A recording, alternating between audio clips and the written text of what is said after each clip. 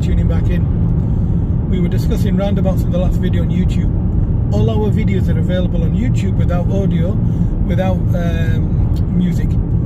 So here we've got a roundabout. We're going ahead, we're going back to Horsforth. So we're following the road ahead, we're looking at the signs, and it's the second exit.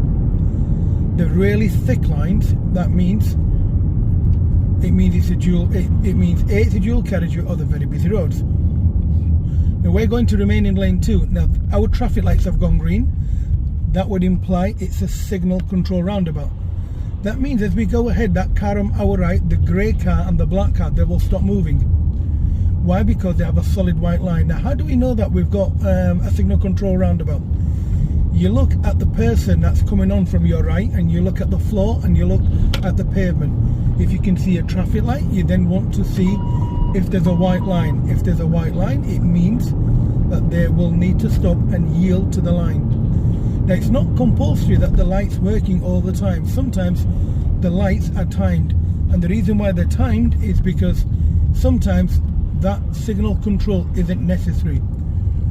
So the highways agency, they trial traffic lights. Sometimes you're going down a slip road and you'll see a traffic light and you'll think, well, that's random, how come it's never on? Then 5 years down the line and you think, oh look, the lights come on, I've never seen this before. That's because the highways department are trialing timing traffic lights on motorways as well to slow down a particular flow of traffic or increase a particular flow in traffic, and they do that to speed us up, to let us go home quick.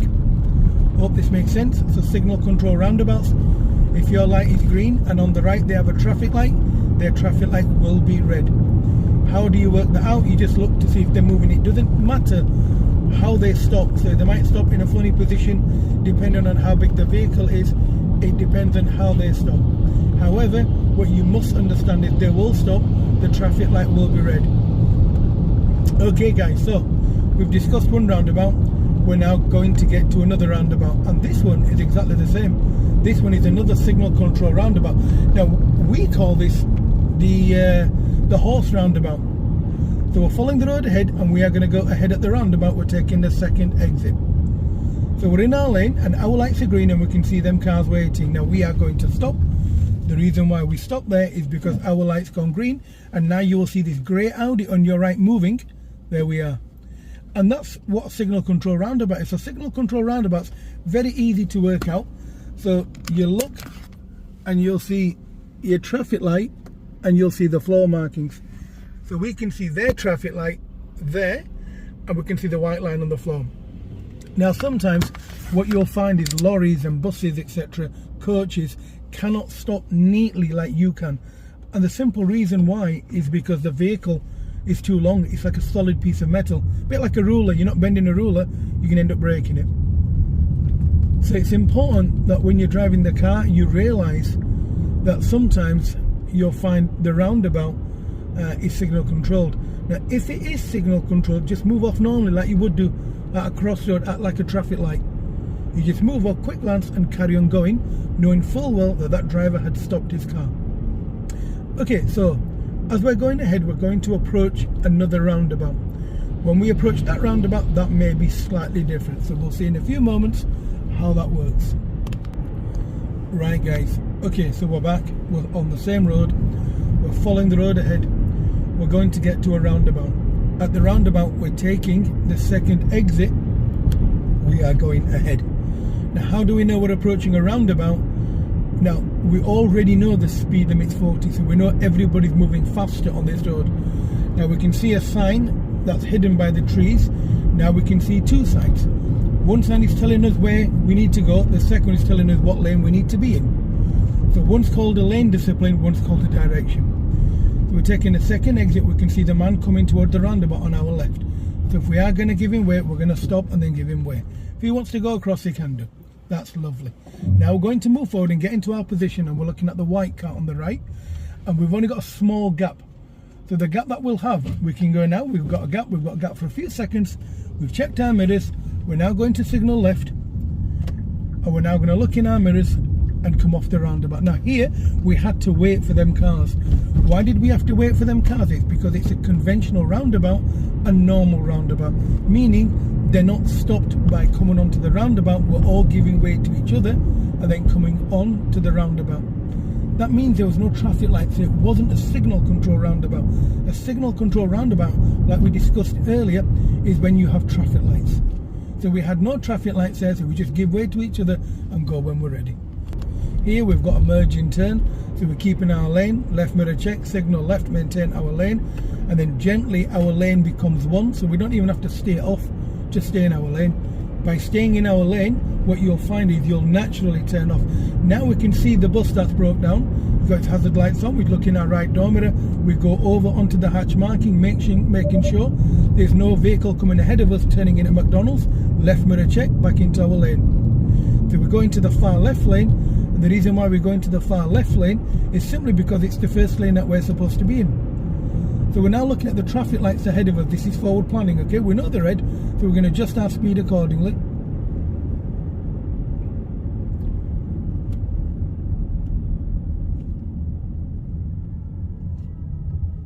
And we come to a stop where we've got just a little more than tyres on tarmac. Tyres on tarmac is a minimum requirement. If you go back a little further, like we've stopped now, just in case an emergency vehicle comes in from behind us, we can pull to our side and let the vehicle carry on with its journey.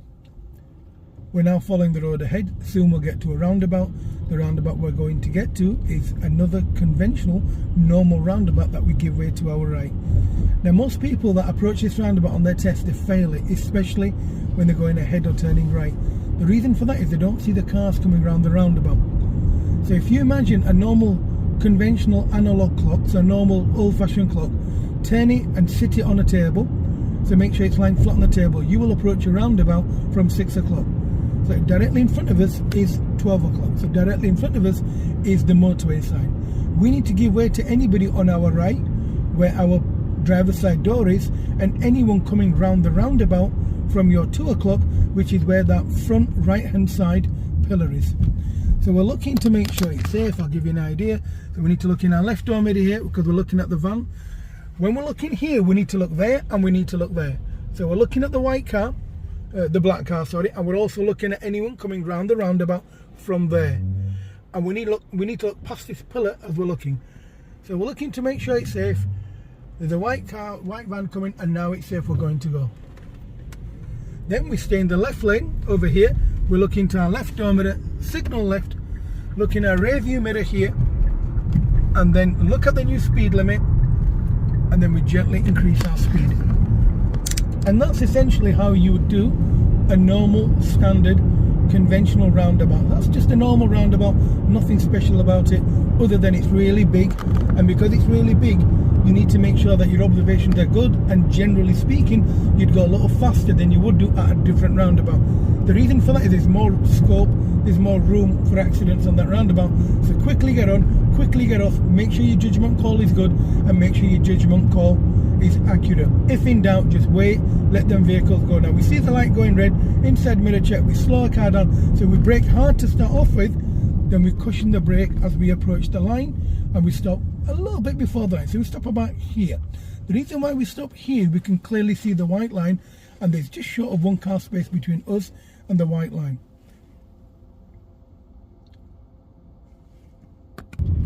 So now we're on an existing, in fact I think there's 4 test routes that combine this road. So now we're driving along this road. The speed limit, if you're not aware, it's 70, it's national speed limit for my car. So when I say my car, for small cars like these it's 70, for a lorry it may be different, for a bus it might be different, for a long wheelbase van it may be different. So guys, if you know, send me a quick message on YouTube and we could discuss that. Okay, so we're on the road, we're travelling, we're doing about 65 miles an hour, perfectly safe. We need to make regular right mirror checks as we're driving on this road. The reason for that is, I don't think you're going to get a cyclist that's going to keep up with you at 65 miles an hour. But you will get emergency vehicles that are approaching motorcycles on your right, perhaps coming into your lane, or perhaps doing something, or approaching ambulances. Now, we're approaching a roundabout soon, so that sign on the left is warning you of a set of traffic lights. After the traffic lights is a roundabout. Now this roundabout is slightly different. It's still a conventional roundabout, but there is something different about this roundabout. when you are coming from Stonegate Road. Stonegate Road is from your right. So the people that come on from your right come onto the roundabout from lane 2. That's a nice car. That's a smart car. I think that's an Aston Martin Vanquish. I know, I'm like Dora from Finding Nemo. Yeah. Yeah, that's an Aston Martin. That's a beautiful car. Anyway, back to teaching, guys. Okay, so we're at a set of traffic lights, and soon we're going to get to. Are we turning right at the roundabout or going Ahead? Okay, so we're going ahead at the roundabout. Now, this roundabout, like I said to you, if you're coming from Stonegate Road, as in from the people on your right, they will not come from the lane on the left. That lane only turns left.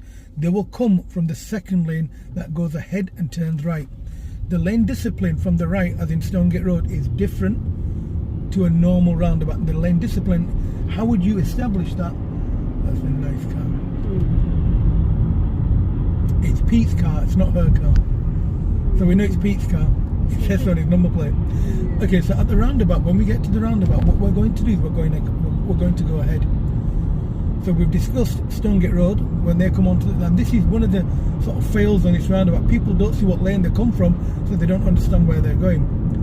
The second thing you need to establish about this roundabout is the lanes are very narrow, so your speed must be slower on approach. And look in the mirrors, because people make mistakes, especially by not following this white line on the floor. So now we're looking at our right door mirror, we gently go into our lane, and the lane on the left only turns left. And because it's a narrow road, you need to watch out for lorries and buses in that lane that turn left. So we're looking at where that white BMW is coming from now, and we'll see the black car, and that's turning left only. So we're looking front, we look to the right, we then make sure we don't go over this black line, we're looking at our left door mirror, and then we check our mirror, signal left, then we come off the roundabout. And that's a conventional roundabout, a normal roundabout that you'd expect on every road. Now let's get to the next roundabout. Right guys, okay, so we're back. We're still on the same road.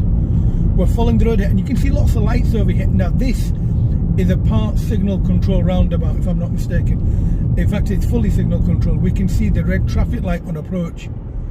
That's telling you, now we can see the sign on the left, you can see that sign there, that's telling you you're approaching a roundabout. We can also see the red traffic lights. Now because you can see the red traffic lights, that's telling you that it's controlled by traffic lights, so it's signal controlled. Now this roundabout is quite awkward. So what we need to do is we need to make sure that we're in the appropriate lane. Now it's controlled by traffic lights, and secondly, it's controlled by floor marking. So it's a spiral roundabout. So what we're going to do, we're going to follow the signs for city centre and Moortown. So we check our mirrors, signal right here. The reason why we signal right is because this lane goes ahead and it also turns right. So we're keeping to the right in the far right hand side lane, and now as we go around, we're going to ease off the gas and go behind the white coloured car. So we come off the gas, left mirror check, and come to the left hand side of the road like you normally would do. Then what we do, we cancel our signal. Now if we look ahead, we can see over here the city centre on the Moortown side there. So we keep to the left, and then we're going to get to another roundabout. My goodness, roundabout today. And this one again is signal control. So we keep to the left, we don't signal yet. The reason why we don't signal is because we don't need to. So, and we're in the correct lane, and we're now turning left. So that's your roundabout lesson for today. If you have any questions, let me know. So now we're going over a cycle lane, so we're looking at our left blind spot, then we go into our lane. Now we're looking for a place to park so Ayub can visit the dentist, and oh my goodness, it's going to be interesting visiting my dentist. I don't like dentists. Wish me luck guys, thank you very much for watching.